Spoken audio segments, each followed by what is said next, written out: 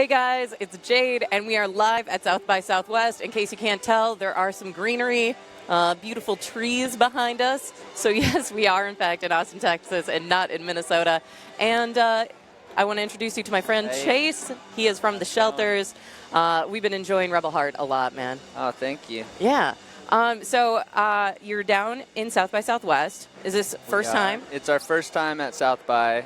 We've been to Austin before. We played Antone's last time, and we played Austin City Limits. Oh, heck yeah. Yeah. That's awesome. Really fun. We love it down here. We're having a blast. Sometimes people have this notion, South by Southwest has changed in the last couple of years.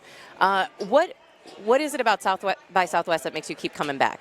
Well, we haven't been here. I have plenty of friends that are in bands, so I've heard, mixed stories of great times, and I think it's a love-hate relationship because it's so crazy and there's so much going on, and everyone's just running around, and, we have, 10 shows, and we have 3 shows tomorrow, and, it's just crazy. It's chaos. It's chaos, but, I think once you're out of it, you can appreciate it, maybe. Yeah.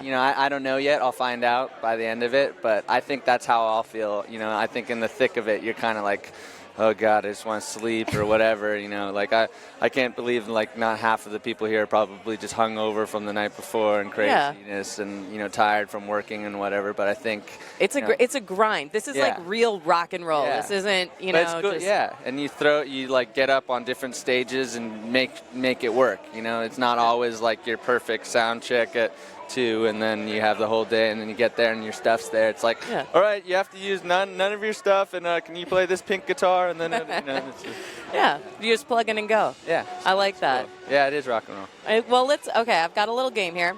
All right, we're gonna have games. So I've taken some questions that we created on our 16-hour drive down from Minnesota down here. So we were slightly loopy, and we created a little game for you. So nice. Grab 3. 3 at the same time. Yeah. 1, 2. Chase has 4. not looked up the questions before. Hand them over to me. Okay. So that we can keep the mystery alive. All right. So the question number 1. Very alive. It's mysterious as hell. Okay. All right. Oh, perfect. What was a song that you listened to? What was your road trip soundtrack when you guys were coming to South by Southwest? We actually flew here, and I forgot to download anything on Spot. I don't have we're talk about living in 2017. I don't have music on my phone because I listen off of Spotify and Amazon. So I didn't have any music. So I actually read a book. I read Rant. Oh, I was reading Rant. Yes. What is I was what doing is that? the old-fashioned. Hey man, it's good to have that. Are you enjoying the book? So far, so good. Yeah. It's all right, man. The guy that wrote Fight Club, and he writes. Oh yeah, I've read some of his. Yeah. Chuck Palahniuk. Yeah. Chuck P. Chuck P. That's what I call him. Exactly. But I would have been listening to Eminence Front or something. Nice. Getting my groove on. Getting your groove on. Oh, perfect. Another South by Southwest one. Okay. So have you been able to have a full meal down here yet? I have. I have a friend who has a barbecue joint down here, actually. Perfect. They have, it's called Love Barbecue, and it's the best barbecue. And they hooked us up so, amazing, and we got to go check out their smokers, and it was really fun. It's it was such a treat, and it was just insane just to see they must cook 1 million pounds of brisket a year. It's just 50 brisket laid out. It was a very, Texas welcome. To come and just get the real deal. The real deal. Well, we're from Los Angeles, and we don't really have barbecue. They don't know what that is. They think it's a charcoal grill.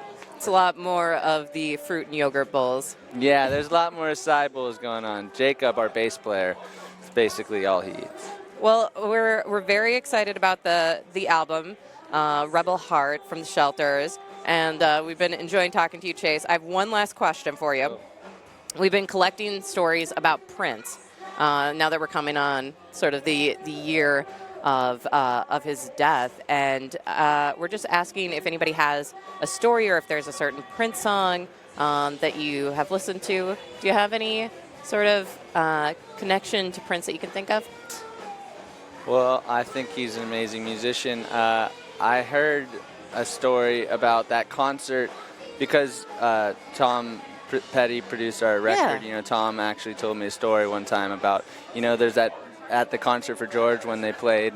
Oh yeah. Yeah. The Yeah, the guitar. and they played While My Guitar Gently Weeps, and you know, he was just talking about how I don't think he knew Prince at the time really well, at least. Yeah. And Prince came in and was just super cool, and that whole bit where he just decided to solo, that was just like that was kind of like he came in, they didn't really rehearse anything with Prince, and he just said, how about you just solo at the end, and then you know, you give me the nod and I'll come back in with the band and you know, do that. And that to me is like one of the most ripping solos and live performances, and such a great performance of that song, which is, you know, so epic. And so that just to me proved, I never knew that he was such a great guitar player until then, and then I heard that story of like, oh, he just winged it, and it was so amazing. And to me, I thought, wow, you must have worked that out forever. And no, and just, of course, like typical Prince, he just throws the guitar. Oh yeah, I love that. Yeah, he has a guy. He throws his guitar to.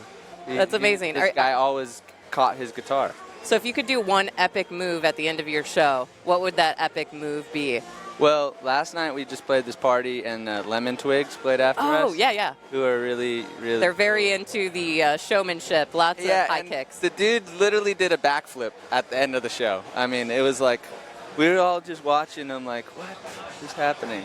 And then all of a sudden he flips, and then I'm like, okay, I give up. Yeah, you need to add some more backflips. I can't do backflips, but you know, I'll keep trying. I'll do my best to do something. Well, Chase, thank you so much for coming and stopping by. This is The Current live at South by Southwest.